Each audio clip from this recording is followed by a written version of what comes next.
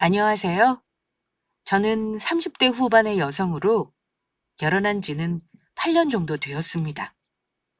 제가 이렇게 사연을 보내게 된 이유는 평범한 일상을 살던 제가 4년 전 겪었던 엄청난 일들을 여러분께 말씀드리고자 해서입니다. 그때 저는 영화나 뉴스에서나 접했던 이야기가 바로 제 앞에서 현실로 일어날지는 상상도 하지 못했거든요. 그것도 너무나 평범한 주부였던 저에게 말이에요. 저희 결혼 초반 남들은 시댁 문제로 여러 가지 갈등이 많다고들 하는데 저는 전혀 그렇지가 않았습니다. 그 이유는 결혼 전부터 저를 친동생처럼 살뜰히 챙겨주셨던 저희 형님 덕분이었죠. 하지만 누가 알았을까요? 저희 형님에게 그런 엄청난 일이 벌어질 줄 말이에요. 제가 남편과 결혼하고 2년 정도 되었을 무렵 형님은 뜻밖의 사고로 식물인간이 되어 깨어나지 못하게 된 것입니다. 형님이 식물인간이 되어버린 그 사고가 형님의 재산을 노린 가족 중 한 명의 소행이라는 것이 나중에 밝혀지게 되었지만 말이에요. 그리고 그 모든 사건을 해결했던 사람이 다름 아닌 바로 저였는데요. 지금부터 여러분께 그 이야기를 해보려 합니다. 저는 결혼 전부터 시집살이를 남들보다 편하게 했던 것 같습니다. 아니, 시집살이를 거의 하지 않았다고 봐도 될 것 같아요. 왜냐하면 결혼 전부터 제가 시댁에 적응하지 못할까봐 제 곁에서 하나하나 세심히 절 챙겨주셨던 저희 형님이 계셨으니까요. 형님은 제가 시댁에 인사를 드리러 간 첫날부터 저를 정말 따뜻이 맞이해 주셨던 분이었습니다. 그때 형님도 아주버니와 결혼하고 1년도 안 되었을 때라 적응하기 힘들었을 텐데도 말이에요. 그래서 전 결혼 전에도 후에도 형님을 저희 친언니처럼 따르게 되었고, 저희 두 사람은 둘도 없는 절친이 되어 잘 붙어 다녔습니다. 그게 어느 정도였냐면, 제가 결혼 초 몸살로 아무것도 못하고 집에 누워만 있자 형님께서 직접 죽까지 만들어 저를 찾아오셨습니다. 동서, 내가 동서 먹으라고 야채죽 좀 써왔으니까 어서 일어나서 먹어봐. 형님, 괜히 저 때문에 신경 쓰이게만 하고 번거롭게 해드려서 죄송해요. 우리 사이에 그런 말이 어디 있어? 어디 우리가 남이야? 그런 쓸데없는 소리 말고 자기는 밥 잘 먹고 약 잘 먹어서 어서 빨리 일어나기나 해. 알겠지? 네, 형님. 고맙습니다. 그리고 형님의 부모님이 돌아가셨을 때 일가 친척 없던 형님 곁을 지켰던 사람은 바로 저였습니다. 형님의 부모님들은 자식이 없다 늦은 나이 형님을 낳아 키우셨거든요. 형님의 부모님은 형님을 늦게 낳은 탓인지 두 분 모두 비슷한 시기에 너무 빠르게 형님 곁을 떠나게 된 것이었습니다. 형님, 기운 내세요. 두 분 분명히 좋은 곳으로 가셨을 거예요. 정말 그럴까? 내가 너무 못해드린 게 많아서 마음에 걸려. 형님 충분히 두 분께 효도하셨고 두 분 모두 형님이 이렇게 슬퍼하시는 거 아시면 분명히 마음 아파하실 거예요. 누가 뭐래도 두 분이 바라시는 건 형님이 행복하게 사시는 것일 테니까요. 그러니까 형님, 기운 내셔야 해요. 동서, 정말 고마워. 형님은 저와 시댁 식구들의 응원 덕분인지 빠르게 마음을 회복하는 듯 보였습니다. 게다가 아주버니 또한 형님을 정말 많이 사랑하셨거든요. 누가 봐도 부러워하는 인고 부부였죠. 그런데 그런 형님에게 큰 불행이 닥치고 말았습니다. 형님이 아주버니와 여행을 떠났다가 교통사고를 당해 식물인간이 되어버린 것입니다. 그때 저와 시댁 식구뿐만 아니라 아주버니가 받은 충격은 이루 말할 수가 없었죠. 인적 드문 CCTV도 없는 곳에서 아주버니는 달려오는 음주운전으로 보이는 차량을 피하려다가 전봇대를 들이박았는데 형님이 그곳에서 크게 다쳐 중상을 입으며 혼수 상태에 빠지셨고 식물인간이 되신 것입니다. 의사 선생님의 말씀으로는 지금의 상태에서는 언제 깨어날지 장담할 수 없으며 간혹 상태가 안 좋아지는 경우는 세상을 떠날 수도 있다고 하더라고요. 그나마 다행이라면 아주버니가 팔이 골절된 것 이외에 크게 다친 곳이 없다는 것이었어요. 정말 기적과도 같은 일이었습니다. 하지만 이미 음주운전 차량을 뺑소니로 도망을 친 후라 잡으려야 잡을 수가 없었습니다. 하필 형님 네 차 블랙박스도 며칠 전 고장이 난 상태라 뺑소니 차량이 어떤 차량인지 확인할 수 없는 상황이었죠. 아주버니도 달려오는 차량을 피하는 데 급급해 맞은편에서 달려오는 차량의 번호표를 확인할 수 없었다고 해요. 그 사실에 아주버니는 억울해하며 많이 힘들어 하셨습니다. 여보, 정말 미안해. 전부 내 잘못이야. 내가 운전을 잘못해서 당신이 이렇게 됐어. 당신 없이 나 혼자 어떻게 살라고. 여보, 부탁이니까 제발 일어나줘. 놔두고 절대 떠나면 안 돼. 그게 왜 아주버니 탓이에요? 음주운전하고 도망친 그 망할 뺑소니 놈 잘못이지. 형님 깨어나실 거니까 아주버니 힘내셔야 해요. 둘째 말이 맞다. 이럴수록 재민이 네가 정신을 차려야 한다. 그래야 첫째도 정신 차리고 일어나지. 형 기운 내. 형수님 분명히 깨어나실 수 있을 거야.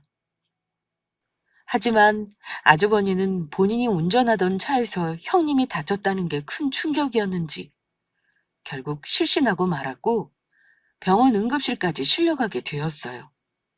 그리고 그 후 아주버니는 형님을 깨어나기 위해 최선을 다했습니다. 따로 간병인을 쓰지 않고 회사까지 관두고 형님을 직접 돌보기 시작했던 것이죠. 아주버니의 그런 모습에 병원 사람들이며 주변 사람들이며 모두 감동하고 말았고요. 그나마 조금 안심이 되는 것이라면 형님의 부모님이 돌아가시면서 남기신 유산이 있었기에 형님을 일일병실에서 편히 지내게 하며 아주버니가 마음 놓고 형님을 돌볼 수 있다는 것이었습니다. 비록 혼수 상태라 형님이 아무것도 모른다고 할지라도 말이에요. 그 후 저는 형님이 입원한 병실을 찾아가 자주 형님을 만났습니다. 깨어나지 않은 형님을 향해 이런저런 이야기도 하며 어서 일어나라 땡깡도 부려보았죠. 그렇게 지내다 보니 어느새 2년이란 시간이 흘렀습니다. 그날도 저는 어김없이 형님의 병문안을 하기 위해 형님이 입원한 병실로 찾아갔었어요. 전 산소 호흡기를 달고 있는 형님을 향해 그날도 어김없이 같이 이야기를 했습니다. 형님, 어서 일어나세요. 어서 일어나서 저랑 같이 예전처럼 맛있는 것도 먹으러 다니고 연극도 같이 보러 가고 해요. 형님, 보고 싶어요. 그런데 그날 밤 저에게 정말 이상한 일이 벌어지고 맙니다. 아니, 그건 이상하다기보다는 정말 기적과도 같은 일이었죠. 늦은 밤 잠을 자고 있는데 저에게 한 통의 전화가 걸려온 것이었습니다. 그것도 다름 아닌 식물인간이 된 형님의 전화로요. 저는 저에게 걸려온 전화번호를 확인하고 너무 놀라 거실로 나왔습니다. 그리고 떨리는 마음으로 전화를 받게 되었죠. 여, 여보세요? 도, 동서? 나야, 동서. 여보세요? 정말로 형님이세요? 형님, 정말로 깨어나신 거예요? 동서, 곁에 서방님이 있는 거라면 티내지 말고 내 말 잘 들어? 지금 바로 내가 입원한 병원에 와줄 수 있어?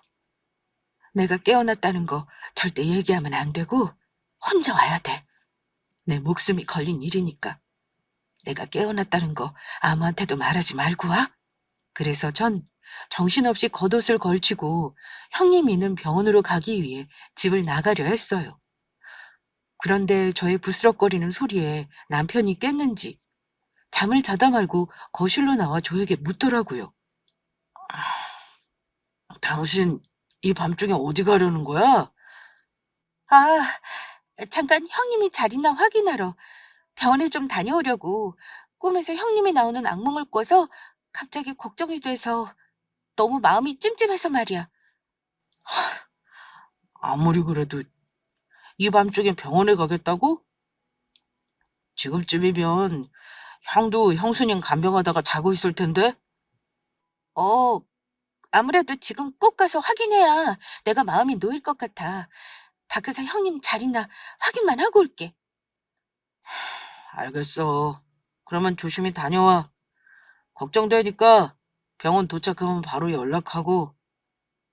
제 이야기에 저를 순순히 보내주는 남편이 이상하긴 했지만 그때는 그런 걸 생각할 겨를이 없었습니다.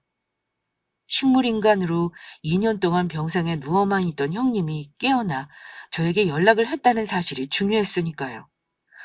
그리고 병원에 도착한 저는 정말로 깨어있는 형님을 보자마자 껴안고 울었습니다. 그런 저를 보며 형님도 저를 안고 울었어요. 형님, 정말로 형님 맞으세요? 정말 깨어나신 거냐고요? 그래, 나 정말로 깨어났어. 형님, 그런데 왜 저한테 형님 깨어난 거 아무한테도 말하지 말고 몰래 오라고 하셨던 거예요? 형님 깨어난 소식을 들으면 가족들 모두 기뻐할 텐데요. 그리고 형님 병실에 있어야 할 아주버니는 어디 가신 거고요? 동서, 지금부터 내가 하는 말 아주 중요한 거니까 놀라지 말고 잘 들어. 그리고 듣게 된 형님의 이야기는 정말 모두가 경악할 만한 충격적인 진실이었습니다. 형님은 음주운전을 한 뺑소니 차량에 사고를 당한 것이 아니었습니다. 이 모든 것은 전부 아주버니가 형님의 재산을 노리고 꾸민 짓이었던 것이에요. 형님은 부모님이 돌아가시면서 큰 유산을 물려받게 되었는데 남들은 평생 가도 만져보지 못할 재산들이었습니다. 그래서 아주버니는 형님의 재산을 노리고 여행 계획을 짠 것이었고 CCTV가 없는 인적이 드물어 목격자가 될 사람들이 없는 곳에서 일부러 형님만 다치도록 교통사고를 낸 것이었죠. 형님이 교통사고로 죽게 되면 아무 연고 없는 형님의 재산은 전부 남편인 아주버니에게 가게 될 테니까요. 게다가 더욱 기가 막힌 것은 아주버니는 사고를 내기 전 모든 사실을 형님에게 이야기했다고 합니다. 형님의 재산을 노리고 교통사고를 내는 것과 증거를 없애기 위해 며칠 전 아주버니가 직접 블랙박스를 망가뜨린 일까지요. 게다가 아주버니는 사랑하는 여자가 생겼다며 형님을 죽일 계획도 그 바람 피운 상간녀와 꾸몄다고 직접 이야기까지 해줬다고 해요.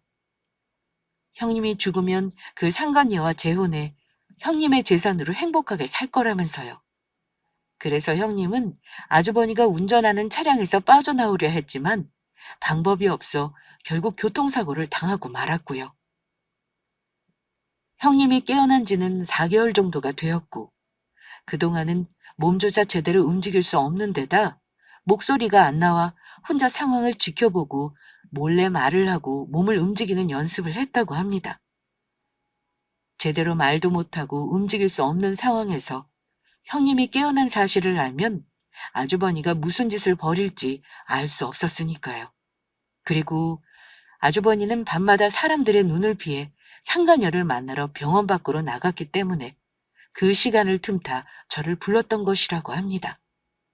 게다가 요즘엔 낮에 형님을 돌보는 것도 소홀해져 자리를 자주 비우기 시작했다고 하더라고요. 다행히 형님은 혼자 말하는 연습을 많이 했던 것인지 말하는 속도가 느리고 발음이 부정확하긴 했지만 대화하는 데는 크게 불편하지 않았습니다. 그래서 내가 유일하게 믿을 수 있는 동서에게 사실을 알려주는 거야. 형님, 그러면 앞으로 제가 어떻게 하면 될까요? 형님도 깨어났고 지금이라도 경찰에 연락해 신고해야 하는 거 아니에요? 아니, 지금은 아니야. 당연히 그 인간을 경찰에 신고할 거지만 그 전에 내가 당한 만큼 그 인간도 제대로 혼내줘야겠어. 남편 놈과 같이 내 교통사고를 낸 계획을 짠 상간녀도 같이. 그리고 그 인간이 날 죽이려 했다는 증거도 찾아야 하고. 그래서 하는 말인데, 동서가 날 좀 도와줄 수 있어? 혹시나 해서 하는 말인데, 이 일은 전부 해결될 때까지 동서랑 나만 알고 있어야 해. 당연히 제가 형님을 도와드려야죠. 형님한테 그런 몹쓸 짓을 한 아주버니, 저도 용서할 수 없을 것 같아요. 형님은 아무 걱정하지 말고 저만 믿으시라고요. 그래서 저는 형님을 도와 아주버니에 대한 복수를 시작했습니다.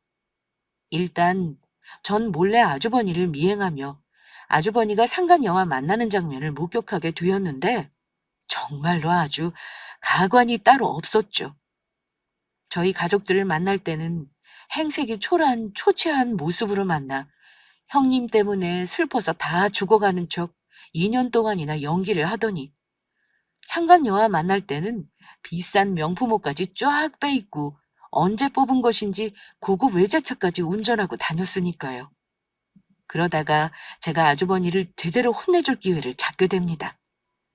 그날은 아주버니의 생일날이었는데 형님을 간병해야 해서 멀리 나올 수 없다는 아주버니의 말에 시댁 식구들과 병원 근처 한정식 집에 예약을 해 다 같이 밥을 먹게 되었습니다. 그런데 역시나 아주버니는 슬픈 척 연기를 하며 볼품없는 차림으로 자리에 나왔더라고요. 시부모님은 그 모든 것이 아주버니의 연기란 사실도 모르고 걱정이 이만저만이 아니셨어요. 밥은 제대로 먹고 다니고 있는 거냐? 왜 점점 볼 때마다 얼굴이 안 좋아지는 거야?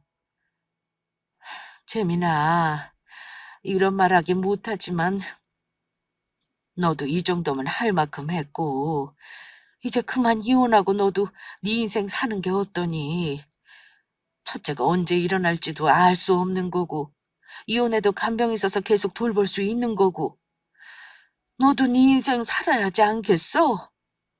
네 그런 모습 볼 때면 이 엄마가 마음이 찢어진다. 네 엄마 말이 맞다. 이젠 네 인생 산다고 해도 너 욕할 사람 아무도 없어. 엄마 아빠 도대체 그게 무슨 소리야? 난 절대 우리 집사람 포기 못해. 내가 우리 집사람을 얼마나 사랑한데 그런 소리를 하냐고. 분명히 우리 집사람 일어날 거고 그러면 우리 다시 예전처럼 행복하게 살 수 있어. 재현이 너는 왜 아무 말 안 하고 가만히 있어? 이럴 때 동생은 너라도 내 편 들어줘야 하는 거 아니야? 넌 재수 씨 잘못되면 곁에서 안 지키고 이혼할 거야? 어, 어, 형 말이 맞긴 하지. 그런 일은 없겠지만 우리 집사람 잘못되면 깨어날 때까지 나도 옆에서 지낼 생각이니까. 아주버니의 행동은 아주 가증스럽기 짝이 없었습니다. 하마터면 아주버니한테 쌍욕을 하면서 네가 한 일을 알고 있는데 어떻게 가족들까지 속이며 이럴 수 있냐고 한바탕 퍼부으며 아주버니의 귀싸대기를 날릴 뻔했으니까요. 그러나 형님과 약속한 것도 있고 제대로 아주버니를 혼내주기 위해 저는 귀싸대기 대신 준비해왔던 더 큰 일을 실행하기로 했습니다. 그런데 아주버니는 본인이 조금 전 슬픈 척한 행동과 다르게 밥을 아주 맛있게 먹고 있더라고요. 그것도 밥을 2공기나 비우면서요. 그래서 전 아주버니 휴대폰으로 문자 하나를 보냈습니다. 제 휴대폰이 아닌 형님의 아버님이 살아생전 쓰시던 휴대폰으로요. 형님은 부모님이 돌아가신 후 잊지 못해 부모님 집을 정리하지 않고 있었는데 형님의 부모님 휴대폰도 아직 살아있는 상태로 형님 친정집에 잘 보관해 놓은 상태였습니다. 이미 형님의 친정 부모님이 돌아가신 후부터 형님의 통장으로 전화 요금이 자동이체되고 있었기 때문에 그 사실을 아주버니가 알 수 없었던 것이고요. 그래서 형님이 계획을 세우며 형님 아버님의 휴대폰을 저에게 맡기셨고, 그래서 전 형님 아버님의 휴대폰으로 아주버니한테 문자를 보냈던 것입니다. 꼭 형님의 아버님이 아주버니에게 문자를 보낸 것처럼요. 이 나쁜 놈! 내 놈이 감히 내 딸을 죽이려 해놓고 지금 밥이 목구멍으로 넘어가냐? 내 저승에서도 널 절대 용서하지 않을 거다! 밥을 맛있게 먹고 있던 아주버니는 제가 형님의 아버님인 척 보냈던 문자를 확인한 순간 숨이 넘어갈 듯 화들짝 놀라며 개거품까지 물고 기절을 했습니다. 이게 뭐야? 사람 살려!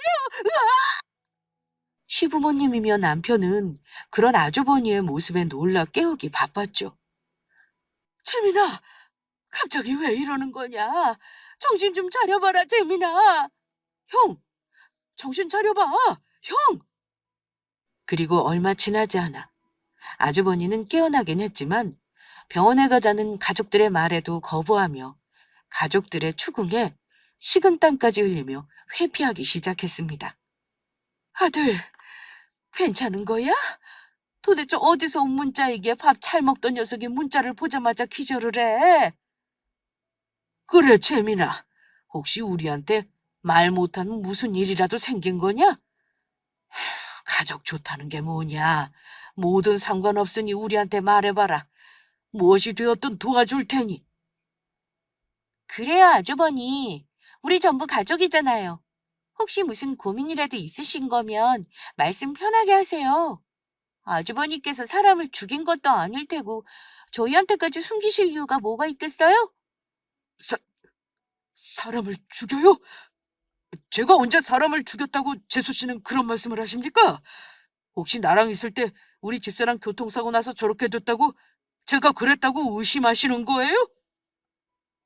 아주버니의 말에 가족들 모두 놀라며 정적이 흐른 건 일순간이었죠. 가족들 모두 그냥 진심으로 아주버니가 걱정되어야 한 이야기였고 모든 사실을 알고 있는 저는 물론 아주버니를 혼내주기 위해 한 말이었지만 아주버니는 스스로 양심에 찔려 하지도 않아도 될 소리를 해버렸으니까요. 그제야 본인이 이상하게 말했다는 사실을 눈치챈 것인지 아주버니는 지금 상황을 무마시키라는 듯 웃으며 이야기하더라고요. 재수 씨, 그냥 농담이었습니다. 마음 쓰지 마세요. 내가 급한 약속이 있던 걸 깜빡했네. 지금 내가 놀랐던 건 친구가 장난으로 귀신 사진 보내서 그런 거였어. 그러니까 신경 쓸 필요 없다고. 그러면 나 먼저 가볼 테니까 엄마랑 아빠는 식사 다 하시고 와. 그럼 난 이만 간다. 그리고 아주버니는 재빨리 도망치듯 자리를 떠났습니다. 하지만 그걸로 끝낼 죄가 아니었죠. 돈 때문에 사람까지 죽이려 한 아주버니를 그대로 용서할 수는 없으니까요. 그래서 아주버니가 얼마나 큰 잘못을 했는지 느끼게 해주기 위해 그 후로도 매일 문자를 보냈습니다. 네가 우리 딸 죽이려고 했던 걸 내가 모를 줄 알아? 네놈이 우리 딸 재산 노리고 죽이려고 했지? 이 살인마! 네가 경찰에 자수할 때까지 매일 밤 네 꿈속에 나타나 괴롭힐 테니까 그렇게 알아. 네놈이 자수할 때까지 넌 살아도 산 것이 아닐 거다. 그리고 제가 아주버니에게 문자를 보낸 지 얼마 안 돼 시부모님을 통해 뜻밖의 소식을 전해 듣게 되었습니다. 아주버니가 요즘 뭐가 힘든지 계속 악몽을 꾸며 제대로 생활을 하지 못하는지 정신과 약을 먹기 시작했다는 거예요. 시부모님이야 아주버니가 왜 갑자기 정신과 약을 먹게 된 것인지 알 수 없으셨겠지만 저는 아주 잘 알고 있었죠. 정황으로 보아 아무래도 제 문자에 아주버니는 정말로 밤마다 형님의 아버님이 나타나는 악몽을 꾸고 있는 것 같았으니까요. 그러던 어느 날 저녁, 저는 그날도 어김없이 형님을 만나러 잠시 집을 비웠습니다. 남편이 야근이 잦은 편이라 그 시간을 틈타 매번 형님을 만나러 갔었으니까요. 그런데 언제 온 것인지 남편이 집에서 불도 켜지 않은 채 가만히 거실에 앉아 저를 기다리고 있더라고요.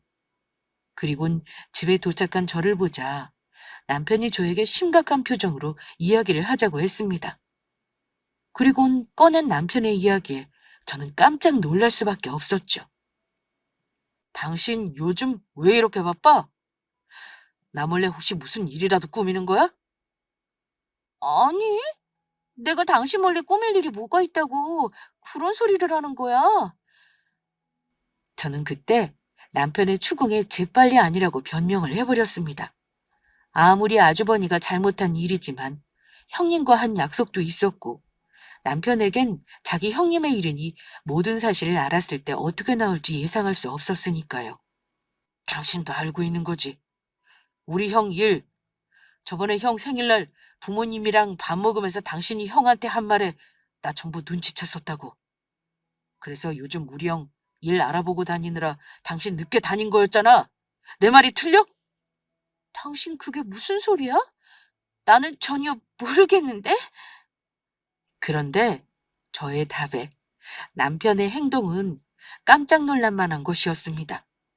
남편은 제 말에 벌떡 자리에서 일어나더니 저를 물끄러미 내려다보더라고요.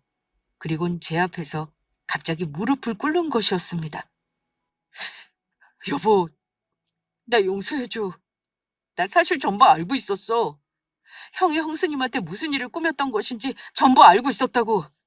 그런데 내 형이라 형한테 기회를 주고 싶어서 내가 경찰에 신고하기 전에 형이 반성하고 스스로 자신의 죄를 뉘우치길 바라면서 기다리고 있었는데 형은 전혀 그럴 마음이 없는 것 같아. 몇 년을 기다려도 바뀌지 않아. 그동안 형이 형수님 재산 노리고 죽이려고 했던 거 모르는 척하고 있었는데 나도 더는 형 용서할 수가 없을 것 같아.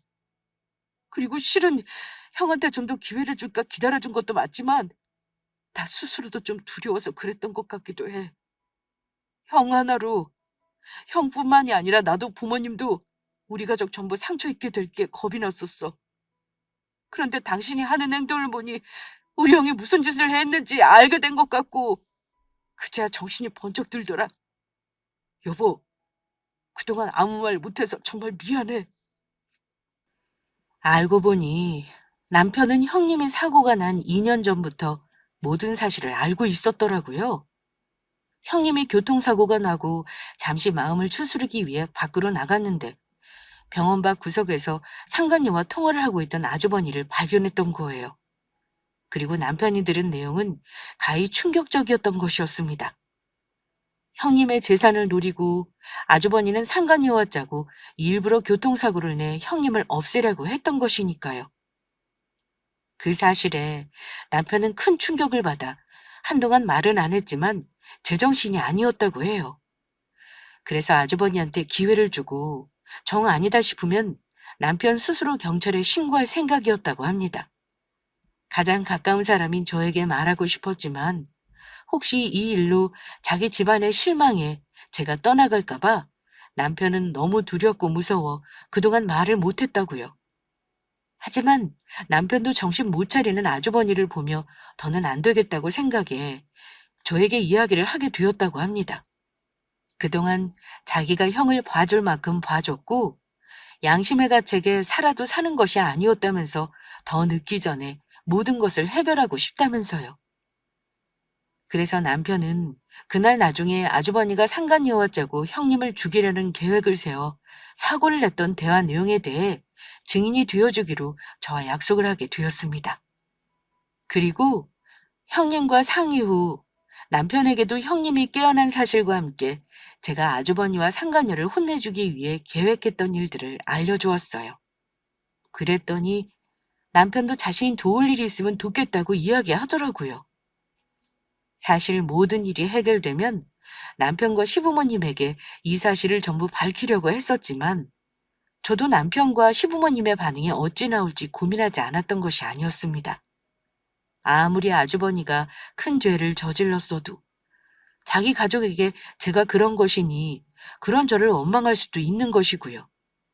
저도 사실 형님과 계획을 하며 다른 사람은 몰라도 남편에게까지 이 사실을 전부 숨기고 있다는 것이 미안했었거든요.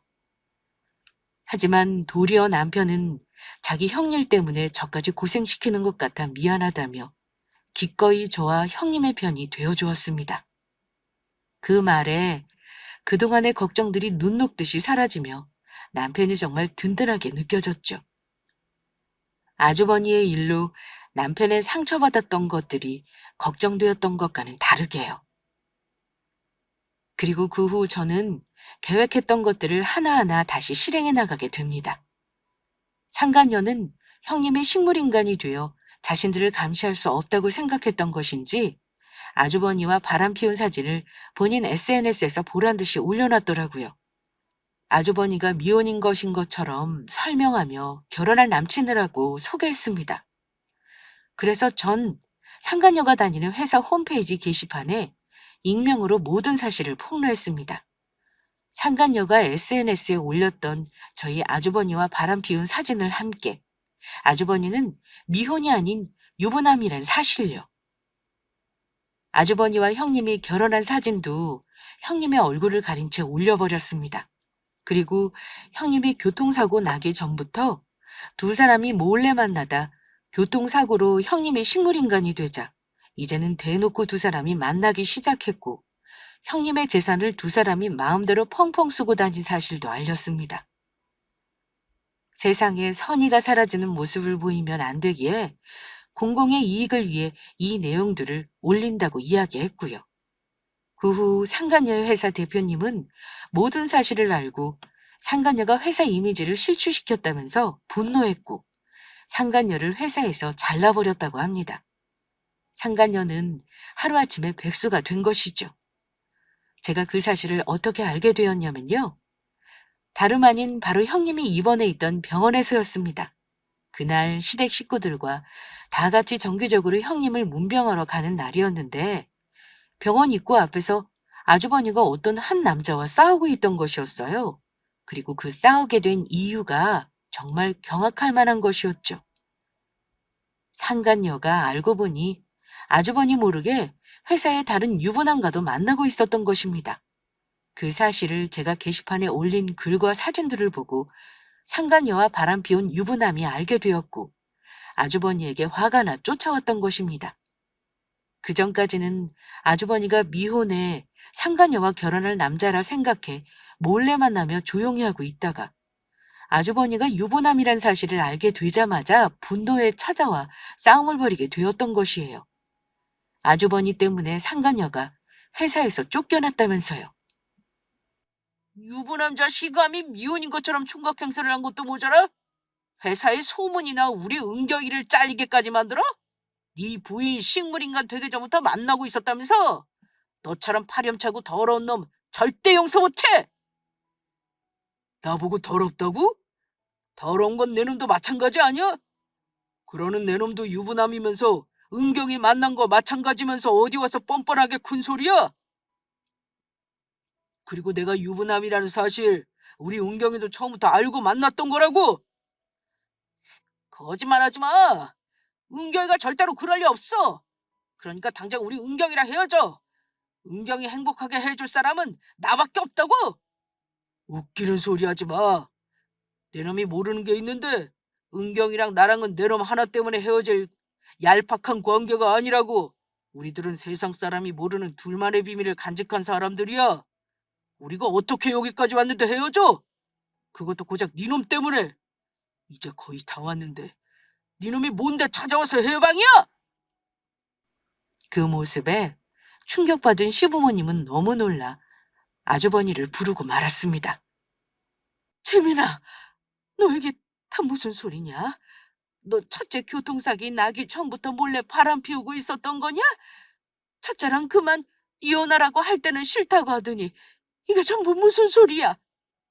어, 엄마 아빠 어떻게 지금 여기에 이 망할 자식 동네 창피를 줘도 유분수지?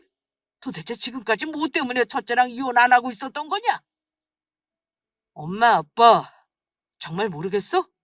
전부 형수 재산 노리고 형이 그랬던 거라고. 형수 병원에 있다가 죽으면 형수 부모님이 남기고 하신 그 많은 재산 전부 형 거 되는데 형이 왜 이혼을 하겠어? 엄마 아빠가 아직도 형을 잘 모르는 것 같아서 말하는데 형은 형수 사랑해서 지금까지 이혼 안 한 게 아니고 형수 재산 노리고 다른 여자랑 바람 피우면서 형수랑 살았던 거라고. 저 인간은 내형이 아니라 바로 인간 쓰레기야, 쓰레기. 뭐라고? 엄마, 아빠, 전부 오해야. 재현이 말 다 거짓말이야. 내가 전부 설명할게. 그러니까 제발 내 말 좀 들어줘. 이 죽일 놈. 내가 널 그렇게 가르쳤든? 너 오늘 어디 나한테 혼 좀 나봐라. 재현이 말이 거짓말이면 니놈이 첫째 몰래 바람까지 피우면서 왜 딴짓을 한 건데? 첫째가 나한테 얼마나 잘해줬는데 내 놈이 그럴 수 있어. 이 인간 같지도 않은 놈. 아주버니의 시커먼 속내를 알게 된 시부모님은 분노하고 말았고, 시어머니는 아주버니의 뺨을 후려치셨습니다. 그리고 시아주버니는 많은 사람들이 보는 앞에서 쪽이란 쪽은 다 당하며 시부모님에게 먼지 나도록 딱 죽지 않을 만큼 맞았죠. 남편은 곁에서 그런 아주버니를 보며 맞아도 싸다고 이야기했습니다. 그날 이후로 시부모님은 형님은 보러 오겠지만 아주버니를 안 보겠다고 말씀하셨습니다. 저런 아들과 산 형님에게 본인들이 책임이 있으시다면서요. 그리고 전 그날 일을 끝으로 마지막으로 아주버니를 제대로 혼내줄 계획을 실행했습니다. 요즘에는 아주버니가 낮에도 자리를 자주 비운다는 소리에 그 틈을 타 형님이 입원한 병실로 찾아갔죠. 그리고 저는 형님 앞에서 자리를 비운 아주버니에게 전화를 걸었습니다. 아주버니, 형님이 깨어났어요. 드디어 형님이 식물인간에서 깨어났다고요. 그러니까 병원으로 빨리 오세요. 정말이에요? 조금만 기다리세요. 제가 바로 달려갈게요. 그런데 제 전화를 듣고 놀라 달려온 아주버니는 상간녀와 데이트를 하고 있었던 모양인지 평소에는 볼 수 없었던 아주 잘 차려입은 모습이었습니다. 그런데 제 말과 다르게 아직도 산소 호흡기를 끼고 누워있는 형님의 모습에 아주버니가 물었습니다. 재수 씨, 집사람 깨어났다면서요. 이게 어떻게 된 겁니까? 거짓말이에요. 형님 깨어나지 않았는데 아무래도 요즘 아주버니 행동이 계속 이상해서 말해봤어요. 네? 재수 씨도 참, 제 행동이 이상하긴 뭐가 이상하다고 그러세요? 형님 없으면 죽을 것처럼 구시던 분이 알고 보니 그동안 형님 몰래 바람까지 피우고 있었고, 그러면서 형님이랑 이혼도 안 하신다고 그러고, 인제 보니 정말 아주버니 형님 재산 보고 그러신 건가요? 혹시 아주버니 그때 교통사고 정말로 형님 재산 노리고 일부러 내신 거 아니에요? 재수 씨, 아무리 그래도 그게 무슨 말씀입니까? 제가 물론 집사람 몰래 바람 피운 건 사실이지만 저 그렇게 인간 쓰레기 아닙니다. 제가 만약 집사람한테 그런 몹쓸 짓을 한 거라면 천벌을 받아도 아무 말 하지 않겠습니다. 아주버니, 그 말 정말 책임지실 수 있겠어요? 물론이고 말고요. 그러는 재수 씨야말로 무슨 증거라도 가지고 그런 이야기를 하는 건가요? 혹시나 해서 하는 이야기인데 저한테 한 말 다른 사람 앞에서는 절대 하지 않는 게 좋을 겁니다. 아무 증거 없이 그런 말 떠벌리고 다녔다가는 허위사실 유포와 명예훼손으로 재수 씨 제가 고소할 테니까. 재수 씨가 법적으로도 처벌받을 수 있다는 소리입니다. 그러니까 그 주둥이 조용히 다물고 다니라고. 내 말 무슨 말인지 알겠어? 웃기고 있네. 이 쓰레기 같은 놈이 어디서 그걸 주둥이라고 나불거리고 있어. 앞으로 주둥이 다물고 다닐 사람은 내가 아니고 바로 내 놈이 될 거다. 뭐라고? 내 놈? 이게 정말... 너도 우리 집사람처럼 나한테 죽고 싶어서 그래? 평생 식물인간으로 병원에서 썩게 해줘? 역시 형님 교통사고 낸 거 내 놈이 일부러 그런 거였지? 그래, 내가 일부러 그랬다. 그래서 내가 그랬다는 증거라도 있냐? 증거 있냐고!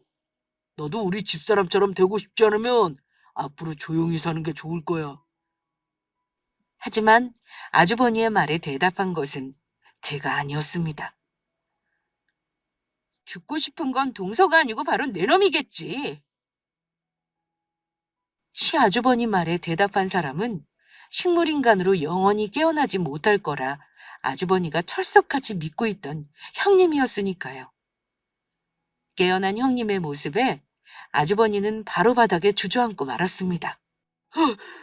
나, 당신 어떻게 일어난 거야?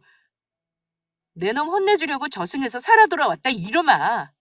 감히 내 재산을 노리고 날 죽이려 들어? 그날 네가 교통사고 내면서 나한테 했던 말 똑똑히 기억하고 있어.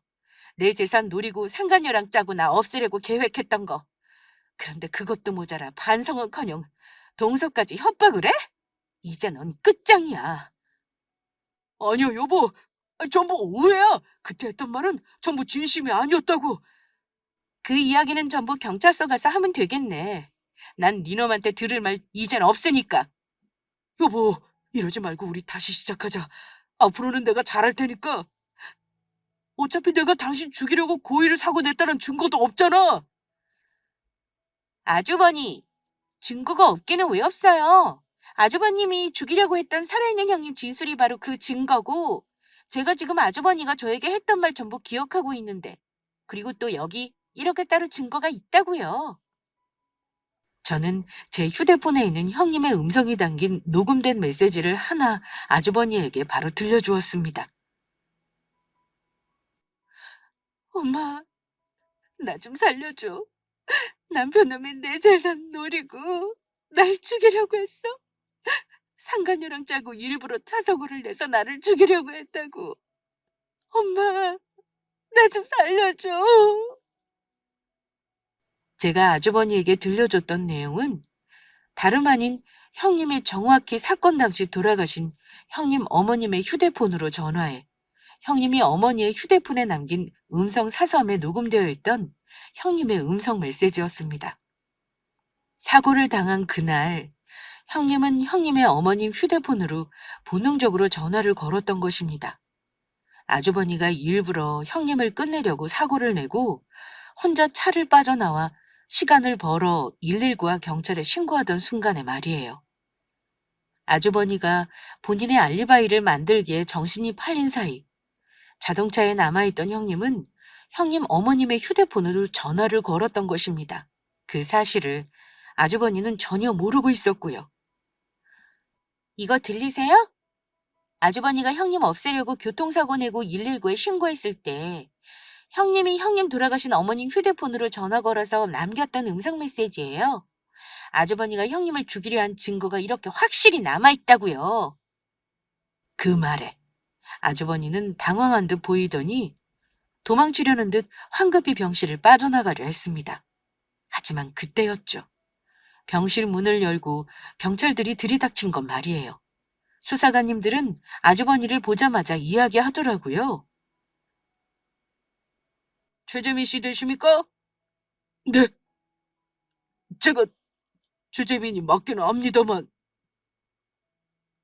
최재민 씨, 당신을 박지원 씨 살인미수 혐의로 체포합니다. 지금부터 당신은 묵비권을 행사할 수 있으며 변호인을 선임할 수 있고 변호인 선임이 어려운 경우 국선 변호인이 선임됩니다. 그리고 지금부터 말하는 모든 대화는 법정에서 불리하게 작용할 수 있음을 알려드립니다. 수사관님은 재빨리 아주버니에게 수갑을 채웠고 아주버니는 잡혀가지 않으려고 끝까지 발버둥 쳤습니다. 아니야, 이럴 수 없어. 이제 다 왔는데 조금만 가면 전부 끝이었는데 이렇게 될 수는 없다고. 안 돼, 안 된다고. 아주버니는 결국 경찰에 구속되었고 아주버니는 형님을 죽이려 한 살인미수 혐의로 그리고 상간녀는 아주버니의 살인미수에 대한 계획과 준비에 대해 협조한 부도행위 혐의로 처벌을 받게 되었습니다. 결국 두 사람 다 감옥에 가 철창 신세를 지게 된 것이죠. 게다가 형님이 이혼 소송을 제기하며 아주버니와 상간녀에게 위자료 청구 소송까지 하게 되어 위자료까지 받을 수 있었습니다. 시부모님은 그 일로 충격을 받아 아주버니와 정말로 연을 끊게 되었고요. 사실 형님이 깨어나고 얼마 지나지 않아 전 형님 사건을 담당했던 수사관님에게 연락을 했었습니다. 그리고 수사관님께 도움을 요청했죠. 담당 수사관님도 그 당시 아주버니에 대해 의심을 품었었지만 여러 조사를 해봐도 뚜렷한 증거가 나오지 않아 답답해 했었다고 합니다. 그 당시에는 아주버니를 의심하는 담당 수사관님을 보며 저희 가족들 모두 화가 났었는데 이제는 담당 수사관님이 왜 그랬는지 이해가 가더라고요. 어쩐지 그때 수사관님이 조금이라도 의문이 남는 게 있으면 연락해달라면서 저에게 명함을 건네줬었는데 전부 이유가 있었던 것이죠. 그래서 그때 저와 형님은 수사관님께 모든 사실을 말씀드렸고 형님과 함께 아주버니와 아주버니의 바람을 피운 상간녀가 무슨 짓을 벌였는지 수사관님은 형님의 증언과 저희가 드린 증거로 아주버니 몰래 다시 조사를 하기 시작했던 것이죠. 그래서 그때는 찾지 못했던 다른 증거들과 함께 아주버니와 상간녀의 진술까지 받아낸 것 같더라고요. 시부모님은 시아주버니가 교도소에 들어간 후 형님에게 어렵게 양해를 구해 병원으로 찾아와 형님에게 사과를 하셨습니다. 아주버니를 잘못 키운 죄에 대한 사죄였죠. 형님은 시부모님과 앞으로 다시 얼굴 볼 일은 없겠지만 두 분 잘못이 아니라며 두 분을 용서해 주었고요. 왜냐하면 아주버니와 다르게 시부모님은 좋은 분들로 형님이 결혼 생활을 할 때도 정말 잘해 주셨거든요. 그 후 형님은 열심히 재활치료를 받으며 회복에 힘쓰셨습니다. 옆에서 그런 형님을 제가 많이 도와주었고요.